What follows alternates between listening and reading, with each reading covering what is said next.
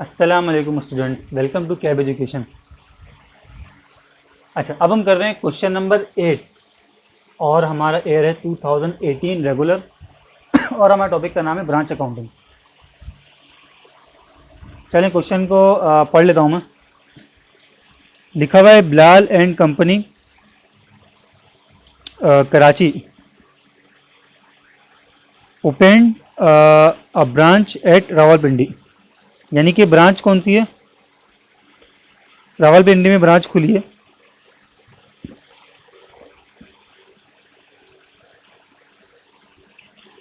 उसके बाद क्या लिखा हुआ है? उसके बाद लिखा हुआ है the head office send goods to its branch at 25% above cost. Head office जब भी ब्रांच को गुड्स क्या करेगा, डिस्पैच करेगा, तो वो 25% प्रॉफिट अपना ऐड करके फिर आगे ट्रांसफ़र करेगा। The transactions of head office and it's branch R S under. अच्छा, हमें हेड ऑफिस की अलग अलग जो है वो ट्रांजेक्शन बताई हुई उसने, और इसी तरह से ब्रांच की भी अलग अलग ट्रांजेक्शन्स उसने हमें बता दी। रिक्वायरमेंट में कहते हैं कि give necessary general entries in the books of head office and branch respectively recording the reciprocal transaction. ठीक है। अच्छा, रेसिप्रोकल ट्रांजेक्शन यानी कि हमने इधर उधर आमने सामने बनाना है। चलें इसको स्टार्ट करते हैं। देखें, सबसे पहले हम अगर हेड ऑफिस को देखें तो हमारे पास लिखा हुआ है कि purchase merchandise on account. Purchase merchandise on account, ये गुड्स किसने खरीदी हैं? ये गुड्स खरीदी हैं हेड ऑफिस ने। तो हमारी एंट्री नंबर 1 हो गई परचेज डेबिट, या इसको मर्चेंडाइज डेबिट लिख लेते हैं।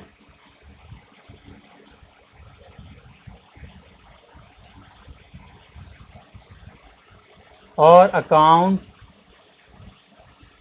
Payable credit.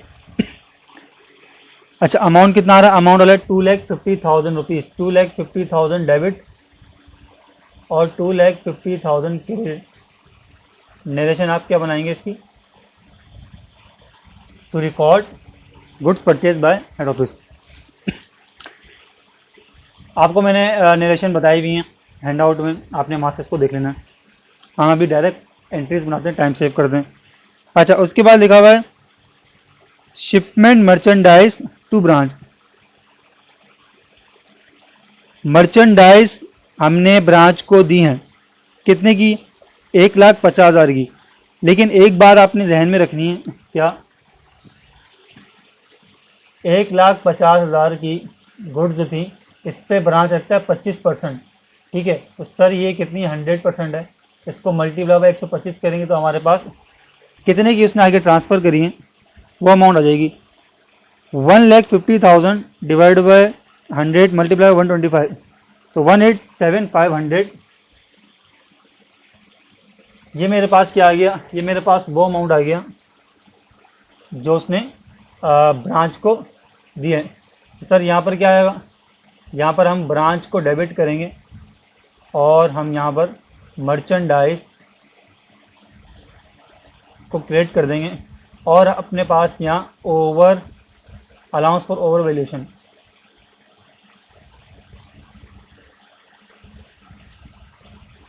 Over valuation profit वो हम ऐड कर देंगे।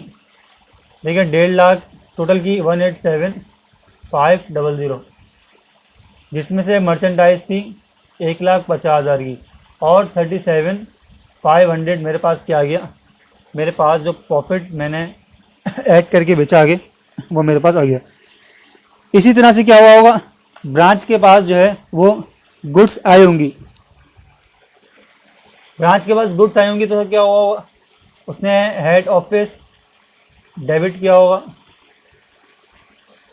हेड ऑफिस नहीं, उसने गुड्स यानी कि सब मर्चेंडाइज आई हैं। हमारे पास से मर्चेंडाइज चली गई तो ब्रांच के पास एसेट आ गया, डेबिट हो गया, और ब्रांच बोलेगा भाई हेड ऑफिस आई तो हेड ऑफिस क्रेडिट।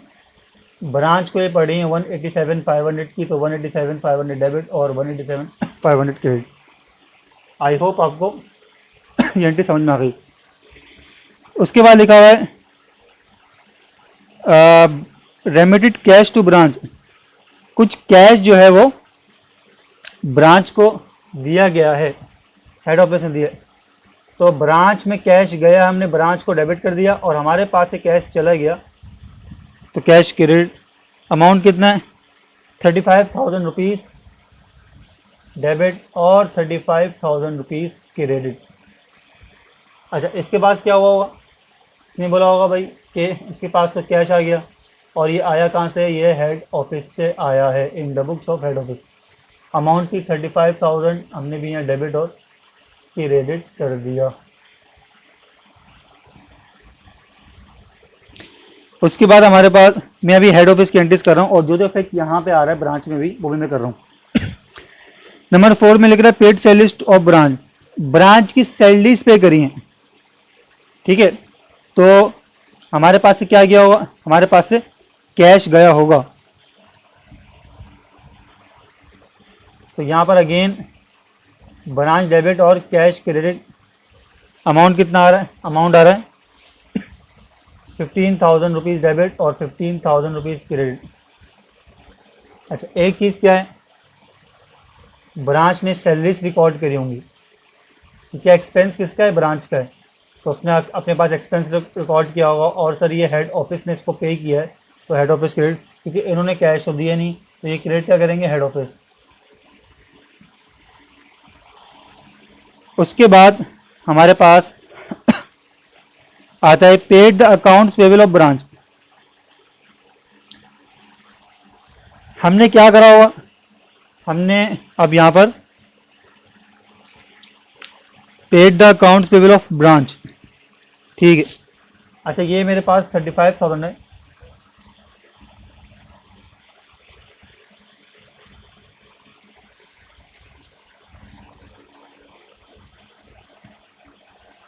हमने अकाउंट्स पेबल पे किया है, तो हमने क्या करा होगा? हमने भाई ब्रांच के लिए पे किया है, हमारी लाइबिलिटी नहीं है, ब्रांच की है। लेकिन हमारे पास से कैश गया होगा 15,000 रुपये डेबिट और 15,000 रुपये क्रेडिट।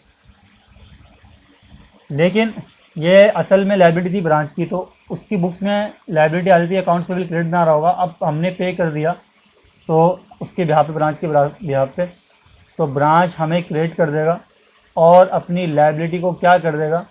डेबिट कर देगा 15,000 रुपये से, ठीक है। उसके बाद लिखा हुआ है कि collected cash from customer. Customer से कैश कलेक्ट किया है, तो सर ये कैश तो हमारे पास डेबिट हो गया, लेकिन ये कैश हमने किसके लिए कलेक्ट किया था? ब्रांच के लिए, क्योंकि ये हमारा रिसीवेबल नहीं था। अमाउंट आ रहा है 18,000 रुपये। ब्रांच को क्रेडिट क्यों किया? क्योंकि हमने ब्रांच के लिए कलेक्ट किया कैश डेबिट। लेकिन ब्रांच का क्या हुआ होगा? अकाउंट्स रिसीवेबल क्रेडिट हुआ होगा,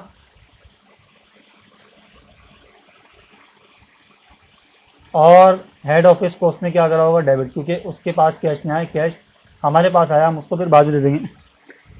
कितना अमाउंट है सर? 18,000 रुपये हमारे पास ये आ गया। अच्छा,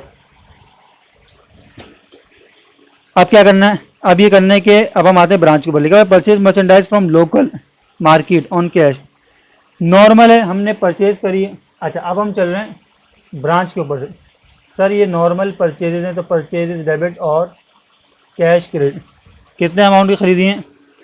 ये ख़रीदी हैं कोई 5,000 रुपये की, 5,000 डेबिट और 5,000 क्रेडिट, ठीक है। इससे हेड ऑफिस का कोई ताल्लुक नहीं है। लिखा है defective goods return to head office. कुछ रिटर्न जो डिफेक्टिव यानी कि जो हमने रिटर्न उसको दी थी, गुड्स हमने इसको दी थी, मर्चेंडाइज दी थी, अब वो रिटर्न हो गई। चलें एक एंट्री बनाते हैं। ये जो मर्चेंडाइज थी ये वापस आ गई होगी जी, मर्चेंडाइज डेबिट। ब्रांच क्या हुआ होगा? वापस से क्रेडिट। इस एंट्री को रिवर्स कर देंगे और अलाउंस फॉर ओवर वैल्यूशन, बल्कि दोनों डेबिट कर लेता हूँ मैं, मर्चेंडाइज और अलाउंस फॉर ओवर वैल्यूएशन यानी कि प्रॉफिट, और यहाँ पर मैं ब्रांच को क्या कर दूंगा? क्रेडिट। अब सर इसकी कितनी अमाउंट की रिटर्न हुई है? 10,000 रुपये की जो है वो गुड्स क्या हुई हैं? रिटर्न हुई हैं। चलें, ये जो 10,000 रुपये की गुड्स रिटर्न हुई हैं, ये 120 इसमें प्रॉफिट शामिल है। मल्टीप्लाई पे क्या करेंगे हम? इसको इसको इसमें से प्रॉफिट निकाल देंगे। सर हमारे पास कितना आएगा, कैलकुलेट कर लेते हैं। कितना आता है, 10,000 डिवाइड बाय 125 मल्टीप्लाई बाय 25, 2,000 रुपये का क्या आ रहा है, प्रॉफिट आ रहा है। तो यानी कि ये जो प्रॉफिट था 2,000 का, ये डेबिट हो जाएगा। अच्छा, मर्चेंडाइज हमने 10,000 की है, तो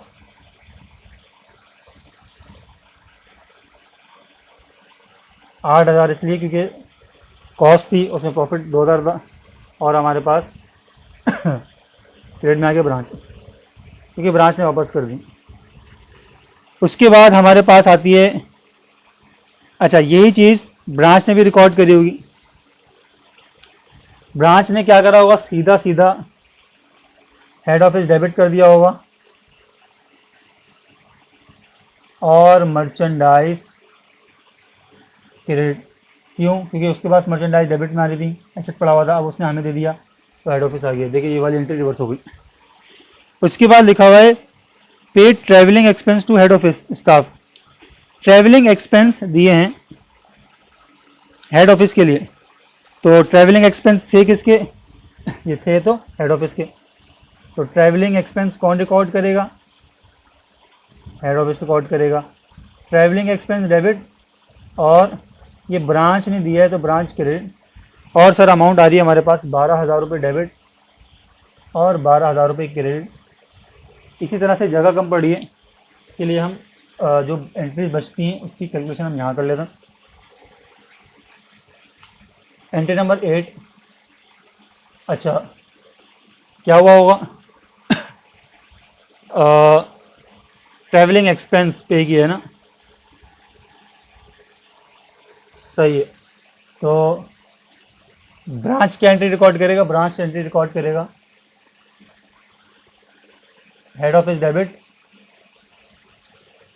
और कैश क्रेडिट। कितना अमाउंट, क्योंकि पे किसने किया है, ये पे किया ब्रांच ने।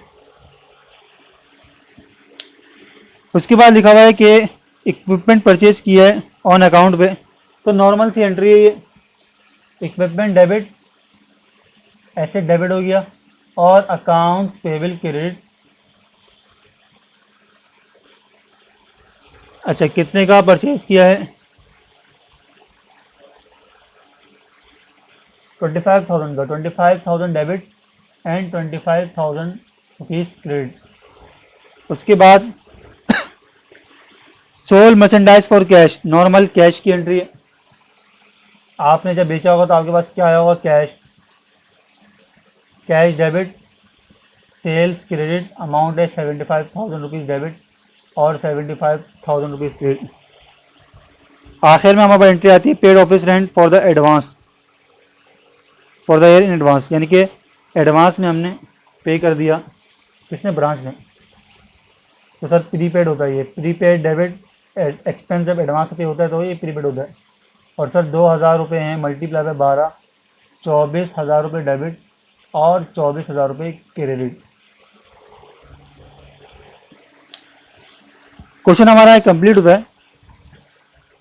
इसमें हमने क्या किया है, जो जो हेड ऑफिस ब्रांच के लिए करा था वो हमने ब्रांच के लिए भी रिकॉर्ड किया और हेड ऑफिस के लिए रिकॉर्ड किया, और जो head office branch head office के लिए करा था वो हमने ब्रांच में रिकॉर्ड किया और हेड ऑफिस के लिए भी, और जो हेड ऑफिस ब्रांच के लिए करा था वो हेड ऑफिस में रिकॉर्ड हुआ और ब्रांच में भी। आई होप आपको ये क्वेश्चन समझ में आया होगा। आप इसको कॉपी कर लें। अब हम चलते हैं नेक्स्ट ईयर की तरफ। Thank you, welcome back. अब हम कर रहे हैं 2018 क्वेश्चन नंबर 3 और हमारा टॉपिक है ब्रांच अकाउंटिंग। अच्छा मैं पढ़ लेता हूँ। लिखा हुआ यहाँ पर the following are the selected branch balances of the branch of Karachi company located in Sahiwal as December, ठीक है। रिक्वायरमेंट में क्या है, prepare income statement of the branch, और लिखा हुआ है कि ओवर वैल्यूएशन का रिकॉर्ड करो, ठीक है। इनकम स्टेटमेंट हमने बनाना है, आसान है, कोई मुश्किल नहीं। तो यहाँ पर हमने क्या लिख दिया, हमारा नाम क्या है, ठीक है। यहाँ पर हम लिख दिया ब्रांच इनकम स्टेटमेंट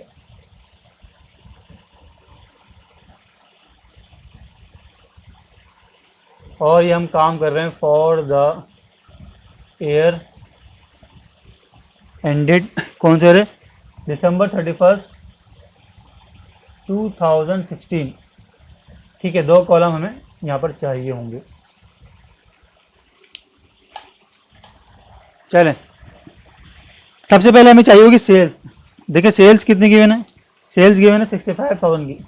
यहाँ मैंने लिख लिया सेल्स, और अमाउंट आपको पता है कि सेल्स की हमेशा सेकंड कॉलम में आती है, 65,000 सेकंड कॉलम में लिख लिया। उसके बाद मैं इसमें से लेस करूँगा कॉस्ट ऑफ सेल्स।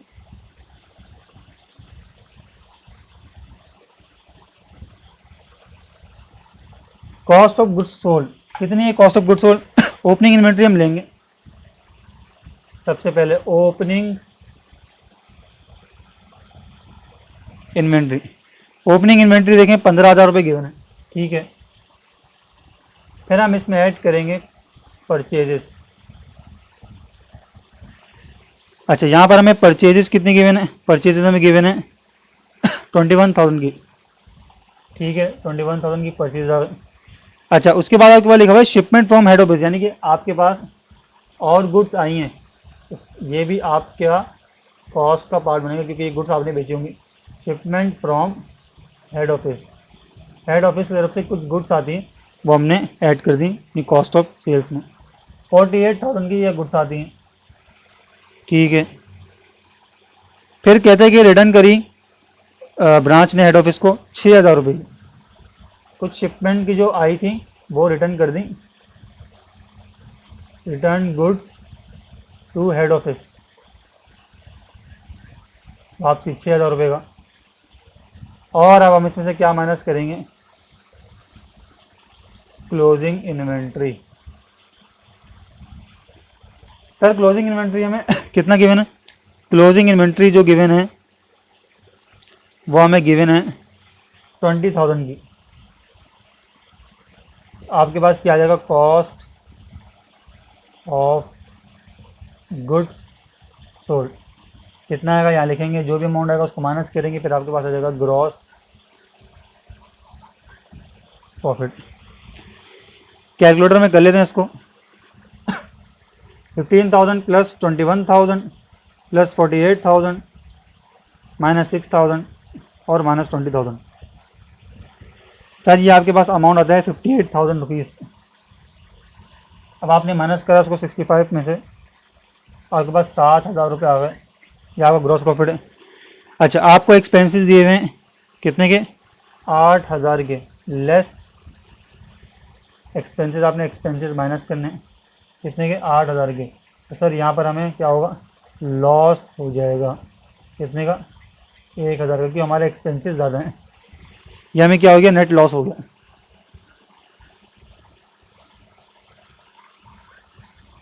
चलिए, एक रिक्वायरमेंट तो हमारी कंप्लीट हो गई, रिक्वायरमेंट नंबर ए। अब रिक्वायरमेंट नंबर बी पे आते हैं। रिक्वायरमेंट नंबर बी में इसने क्या बोला है, उसने बोला कि ओवर वैल्यूएशन बताओ कितना है।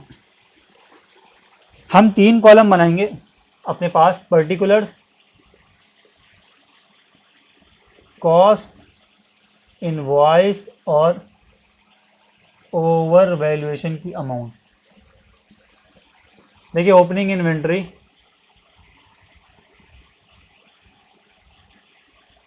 कितने की गिवन है,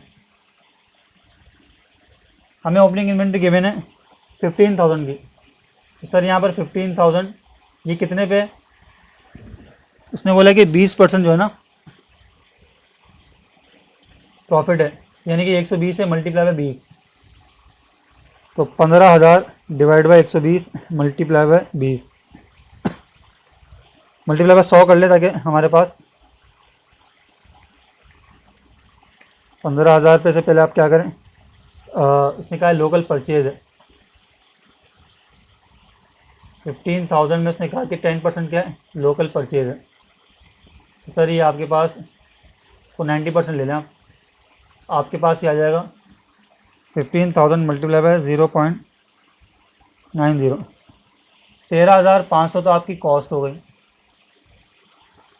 ठीक है, ये आपकी इनवॉइस हो गई कॉस्ट, और 13,500 जो है divide by 120 multiply by 100, 13,500 divide by 120 multiply by 100, 11,250 की आपके पास क्या आ गया, और आपके पास इन दोनों का डिफरेंस कितना आ गया,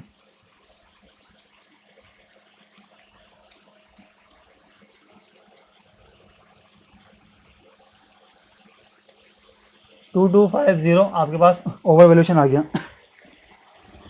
उसके बाद आपने ऐड शिपमेंट करना है। शिपमेंट पे आपके पास कितना आया,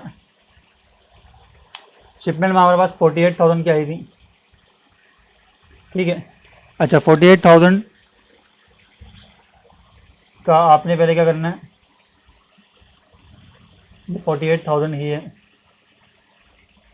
लेकिन ये डिवाइड बाय क्या करना है, 120 multiply by 100, 48,000 divide by 120 multiply by 100, तो आपके पास क्या आ गया, 40,000 आ गया, और 8,000 आपके पास क्या आ गया, प्रॉफिट आपके पास आ गया। फिर आपने लेस करना है शिपमेंट रिटर्न जो आपके पास था,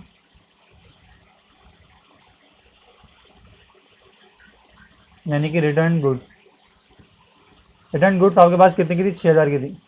6,000 divide by 120 multiply by 100, 6,000 divide by 120 multiply by 100, तो 5,000 की आपके पास ये आ गई, 6,000 थी, और 1,000 इसका भी आपके पास प्रॉफिट क्या था, शामिल था।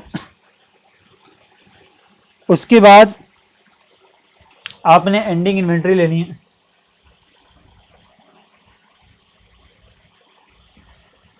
एंडिंग इन्वेंट्री, अच्छा इसकी कैलकुलेशन क्या होगी, एंडिंग इन्वेंट्री 20,000 थी, पहले तो इसका ले लें 10%, 90% ले लें इसका पहले, तो सबसे पहले इसका 90% आपके पास कितना आएगा, 20,000 मल्टीप्लाई बाई 0.90, 18,000 रुपये आ गया। अब 18,000 में आपने क्या करना है, divide by 120 multiply by 100, 18,000 divide by 120 multiply by 100, 15,000 रुपये आपके पास कॉस्ट आ गई, ठीक है। ये 18,000 था, और 3,000 रुपये का क्या था आपके पास, ओवर वैल्यूशन आ गई। तो टोटल ओवर वैल्यूशन आपके पास कितना आया, आपके पास एक तो 2250 आया, प्लस आपने किया 8,000, फिर आपने माइनस किया 1,000, और आपने माइनस किया 3,000, तो आपके पास 6250 क्या आ गया, 6250 आपके पास जो है वो एडजस्टेड बैलेंस आ गया, ठीक है। यानी कि आपने जो अमाउंट निकालनी थी वो आपके पास, प्रॉफिट की इसने अमाउंट जो मांगी थी वो आपने निकाल दी। और इसकी एंट्री क्या बनेगी, इसकी एंट्री ये बनेगी कि profit and loss account credit और allowance for over valuation debit, ठीक है। हमारा सवाल कंप्लीट है। आई होप आपको ये क्वेश्चन समझ में आया होगा। चलें अब हम चलते हैं नेक्स्ट ईयर की तरफ। Thank you.